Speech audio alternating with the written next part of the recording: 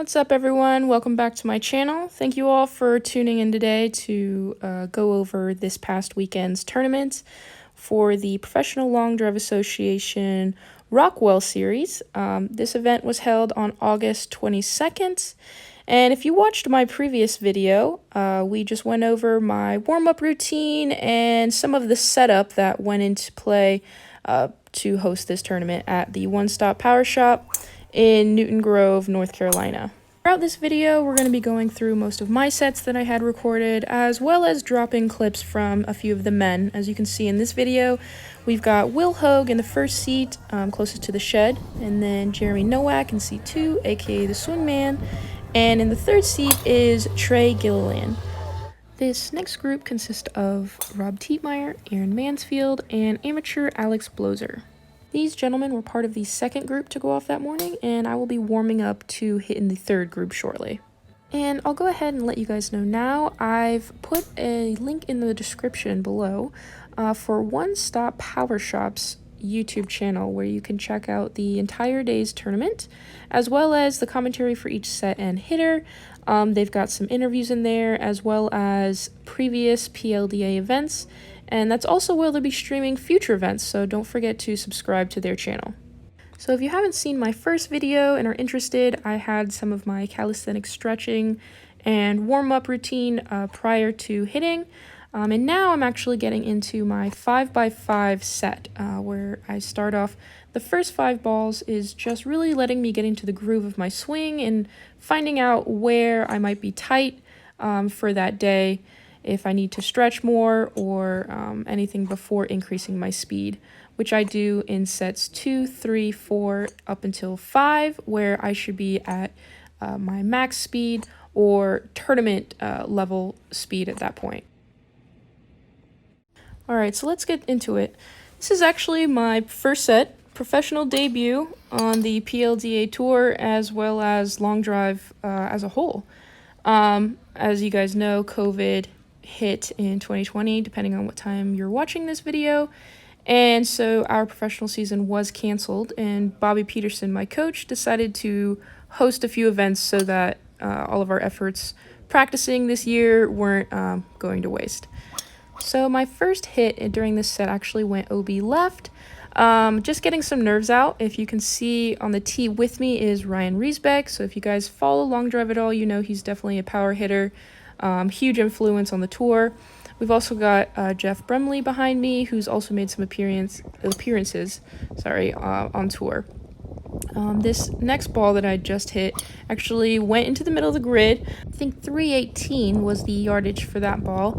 And right now I'm cruising between 178 and 183 mile per hour ball speed, which is pretty close to the current record. We'll just keep watching and see how I do.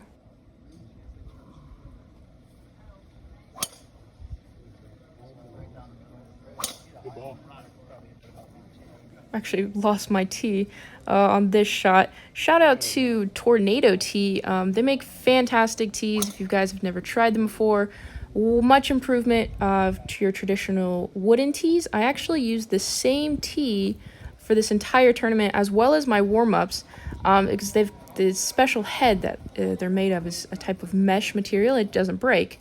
After this set, I actually combined it with a T-claw so that my tee didn't move and fly out into the grid for the rest of the round.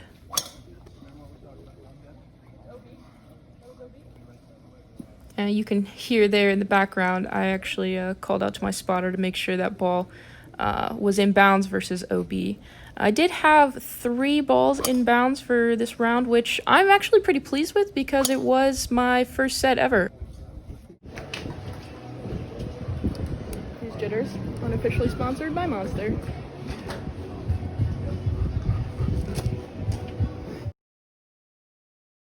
Alright, so we are working into my third set. My second set wasn't recorded properly, so I wasn't able to share that with you guys, but you can always check the YouTube channel from One Stop Power Shop, and they do have the entire tournament up there.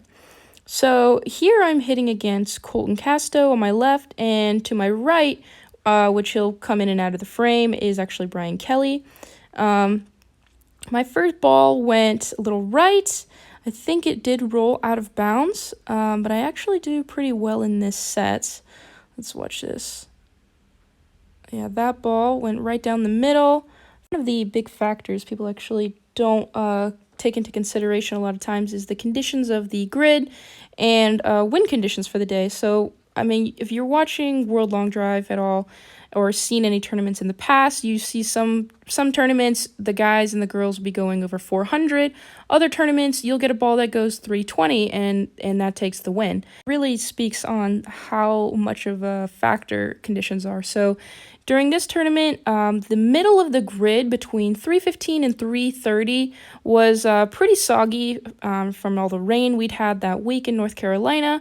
And so if you landed your ball there, which unfortunately is about the distance that I fly the ball currently, you're just going to have a soft landing. So a few of these balls, and the wind, if you can look at the banners, is going from left to right.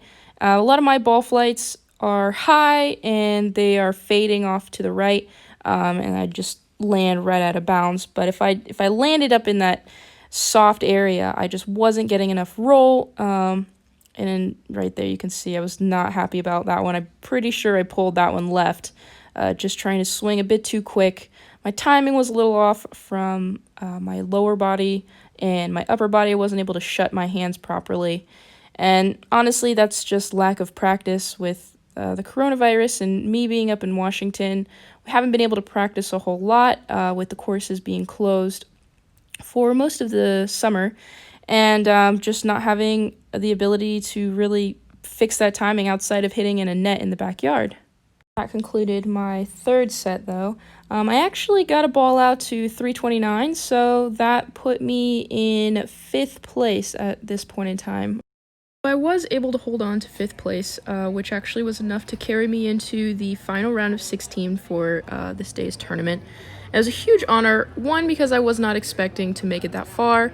Two, if I'm not mistaken, that puts me among just a few, if not the only woman, to qualify for a men's finals event.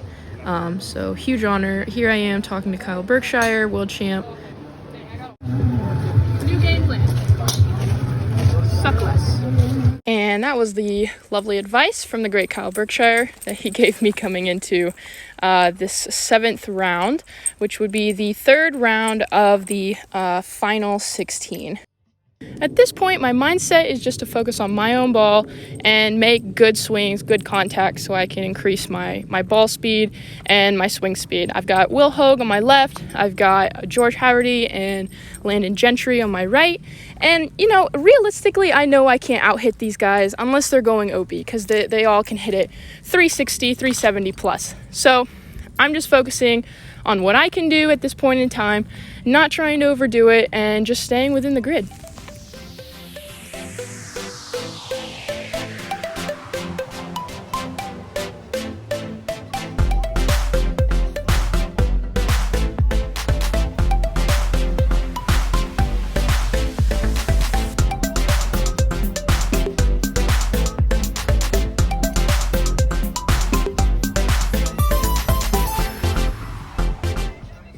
There's a pretty good ball coming up.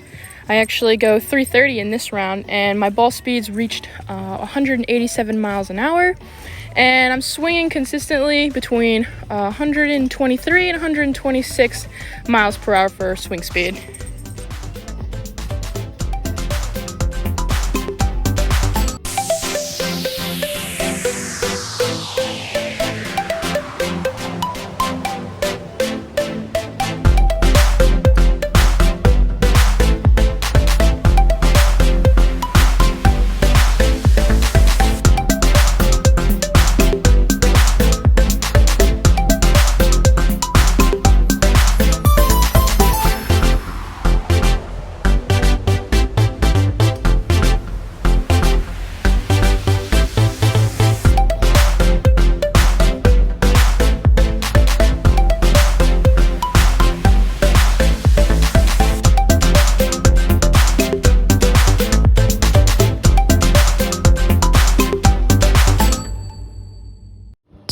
right into the middle of set 8 of the round of 16.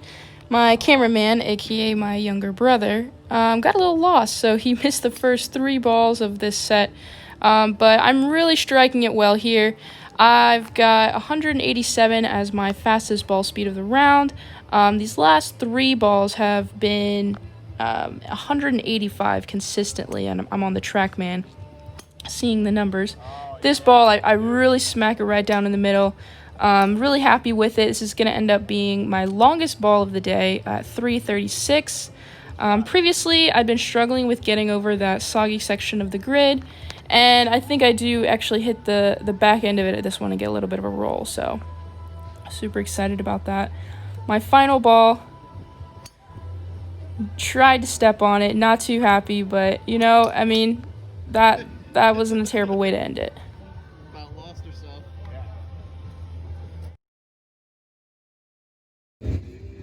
So we're rolling right into set 9, which is the final round of the round of 16. Those who qualify from here will go for the final 8, which is a match play setup. So on the tee with me, I've got Kyle Berkshire in seat 1 on the left, John Fraser right behind me, and Scotty Pierman is to the right of me.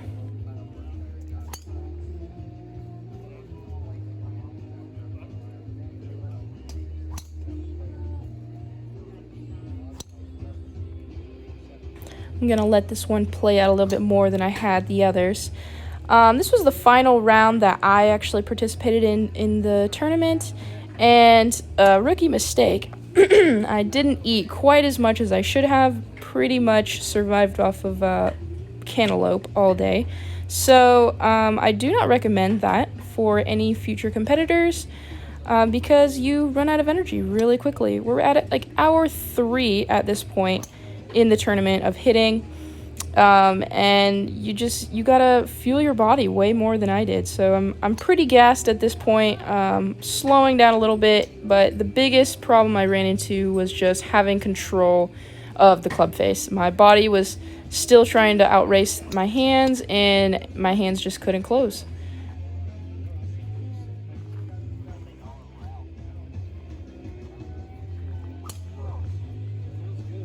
If you saw behind me, Kyle really caught one there. You can hear him grunt a little bit.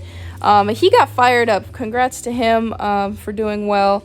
And if you guys want to see who actually finished in the final 8 and won the tournament, I won't spoil that. So definitely go check out One Stop Power Shop on YouTube and watch the final 8. They did a phenomenal job.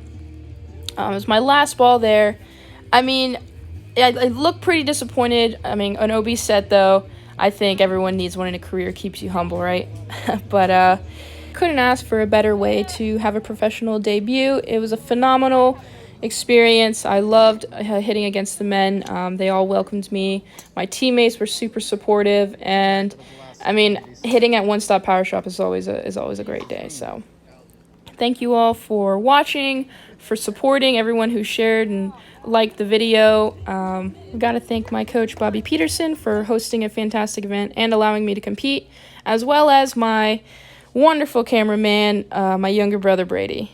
So thanks again for watching, and don't forget to subscribe if you want to see more of where my long drive career takes me.